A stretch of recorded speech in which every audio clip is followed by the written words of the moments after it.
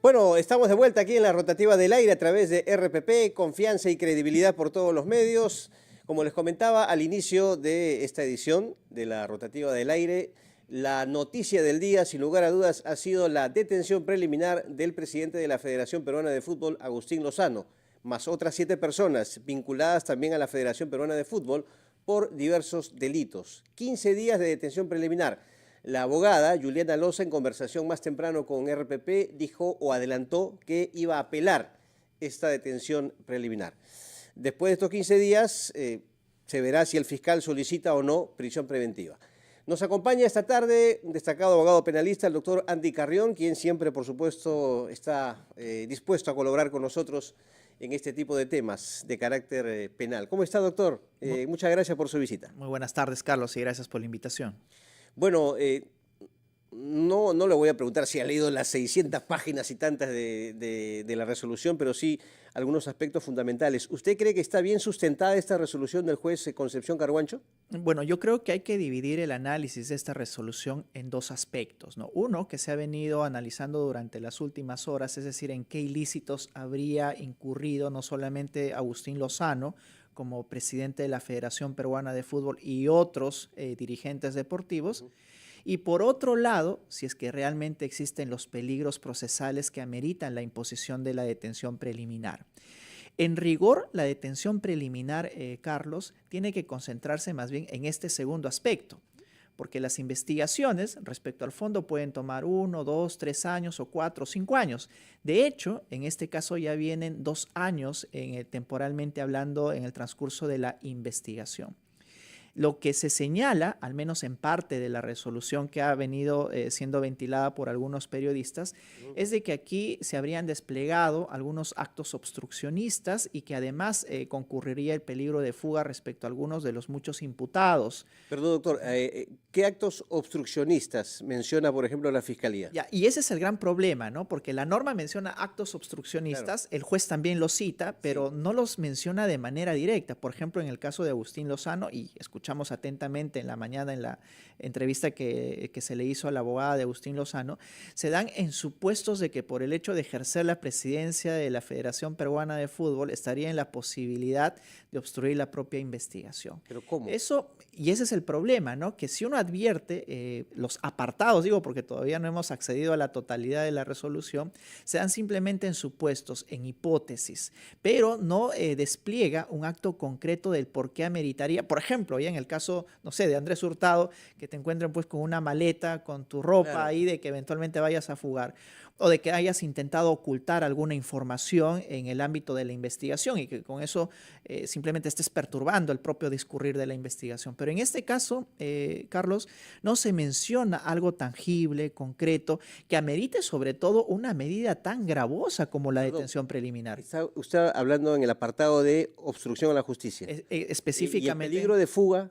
Bueno, el peligro de fuga, en rigor, no se encuentra debidamente sustentado. ¿Y por qué? Yo he leído parte de la resolución, perdón, doctor. Pero, y habla siempre en condicional, ¿verdad? Se supone que podría... Exactamente. ¿No? Y ya la Corte Suprema ha sentado importantes precedentes, Carlos, en que cuando se postula el peligro de fuga o incluso el peligro de obstrucción, tiene que basarse en elementos fácticos concretos, ¿no?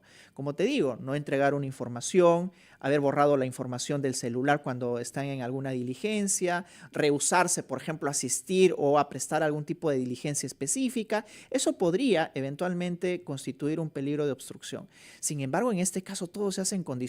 Y te mencioné algo, esta investigación viene de 2 años atrás. Sí. Entonces, ¿han obstruido ya la investigación durante estos 2 años? ¿Alguien se ha fugado durante estos 2 años o siguen ellos presentes aquí, desplegando, digamos, sus actividades, etcétera? Y eso es lo que se tiene que dilucidar, Carlos, en una medida tan gravosa como el de la detención preliminar. Entonces, doctor, a su criterio, por lo que hemos leído en la resolución, esta misma, o sea, este pedido de detención preliminar no está bien sustentada? Mira, para mí existe una deficiente sustentación por parte de la Fiscalía y ahora del juez, porque el juez ha asumido también esos argumentos de cara a imponer la prisión, la detención preliminar. Y además estamos hablando también del juez Concepción Carguancho, que ya todos saben es muy dado a acoger todos los pedidos que formula la Fiscalía respecto a detenciones preliminares, prisiones preventivas. Pero la resolución debe de hablar por sí misma, es decir, si se encuentra en la resolución o no un elemento que de verdad identifique un peligro y que la justicia pues trate de sujetar al investigado a la investigación, no solamente para que esté presente, sino además para que no pueda desplegar algún acto obstruccionista. Ahora, en la sustentación, doctor, de los delitos que se le atribuyen no solamente al señor Lozano, sino también a los demás, ¿no? O sea, hay orden de detención preliminar contra 12, pero 8, ¿no?, están ya, digamos, bajo custodia de las autoridades. En el tema de la sustentación de estos delitos, ¿cómo lo observa usted? Y por eso te hablaba de hacer el análisis en dos frentes, separado, ¿no? sí. Hicimos el análisis de los peligros, de la detención preliminar por sí misma, que desde mi punto de vista está insuficientemente sustentada. Pero ya en el tema de fondo existen hasta 7 hechos que vienen siendo investigados el día de hoy. Todos se reconducen a una deficiente administración de la Federación Peruana de Fútbol y que habrían desplegado actos defraudatorios precisamente para perjudicar a la Federación Peruana y además vinculado a la obtención u otorgamiento de derechos televisivos precisamente para la transmisión del campeonato de la primera división. Ese es, digamos, el fondo en el cual se reconducen los 7 hechos. Hay algunos otros, como por ejemplo el hecho de haber condonado deudas a algunos clubes, de haber financiado viajes, etcétera, pero no está, hasta donde yo entiendo, el tema de la reventa de entradas, ¿no? No, no está. Sin embargo, son 7 hechos que se están distribuyendo en cada uno de los imputados. A Agustín Lozano, Carlos, se le imputan varios delitos, ¿no? El delito, por ejemplo, de organización criminal, el delito de fraude en la administración de personas jurídicas, extorsión, coacción, ¿verdad? Y falsedad genérica. Son todos estos delitos que se le imputan. ¿Lavado de activos está también? Bueno, al menos de lo que está en la resolución no se desprende ese delito, al menos respecto a Agustín Lozano, porque estas investigaciones las está llevando adelante la Fiscalía de Crimen Organizado. Y hay algo paradójico, Carlos, que debemos resaltar, ¿no? El coordinador de las Fiscalías Especializadas de Crimen Organizado, que es Jorge Chávez Cotrina, en alguna oportunidad, cuando arremetía el Congreso respecto a los delitos de organización criminal, él señaló que la Fiscalía debía reconocer que había cometido excesos. Excesos en la utilización de la figura de la organización criminal y, por tanto, también en las solicitudes de detenciones preliminares y prisiones preventivas. Yo creo que con esto, de alguna manera, está certificando de que no ha habido más bien un mea culpa, ¿no? Porque... O sea, doctor, esto ha sido un exceso para usted. La detención preliminar de Agustín Lozano, para usted ha sido un exceso. Y de los demás, ¿no? Y de los demás también, para mí ha sido un exceso, Carlos, porque vemos que es una investigación que ya tiene 2 años de transcurrido.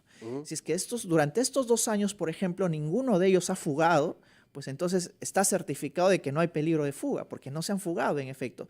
Distinto sería el caso si es una investigación que recién se inicia hoy o ayer, ¿verdad? Todavía podemos proyectar un eventual peligro de fuga. Y en el tema de la obstrucción a la justicia también está muy deficientemente sustentado. Y yo creo que aquí lo que tendría que hacerse primero es que esto sea reevaluado. De hecho, esto va a ser analizado, claro, Carlos, en una segunda instancia. La doctora ha dicho que va a apelar. No, y me imagino que todos los que han sufrido esta medida de detención preliminar van a apelar esta decisión, tiene que ser dilucidado en una segunda instancia. Pero el problema es que la lentitud y la burocracia que informa siempre el funcionamiento del Poder Judicial hace de que en ocasiones se señale la audiencia en segunda instancia, Carlos, cuando ya se cumplió el plazo de la detención preliminar, ¿no? Es decir, podría en este caso al 15º, 16º día señalarse la fecha de audiencia cuando ya perdió objetivo en realidad. Pero hay otro tema que es mucho más peligroso. Y tú lo dijiste en la presentación de este tema, que antes de cumplir el plazo de los 15 días es probable que también la Fiscalía pueda solicitar la prisión preventiva. Exacto. Y ya no sería por 15 días, sería por hasta 36 meses si es que se encuentra en curso el delito de organización criminal. Y eso es lo peligroso, porque ahora como que hay una carrera también por quien eventualmente se pueda someter a un procedimiento de colaboración eficaz, porque a veces ese es el modo en el cual la Fiscalía precisamente despliega sus esfuerzos. Doctor, si es que se le encuentra culpable a Lozano y a los demás de estos delitos, ¿A cuántos años podría ser condenado? Bueno, hemos hablado de varios delitos, pero el cálculo que realiza la Fiscalía en sus disposiciones es de 20 años, ¿no? La Fiscalía proyecta a que si es hallado culpable de estos delitos, al menos una proyección preliminar, podría purgar 20 años de cárcel, que tendrían que ser efectivas en atención a que también está imputada organización criminal y otros delitos graves, ¿no? Muy bien. Doctor Andy Carrión, ha sido usted muy amable, como siempre, en aceptar nuestra invitación. Muchas gracias. Gracias a ustedes. Muy buenas tardes. El destacado abogado penalista Andy Carrión estuvo con nosotros analizando el caso Agustín Lozano.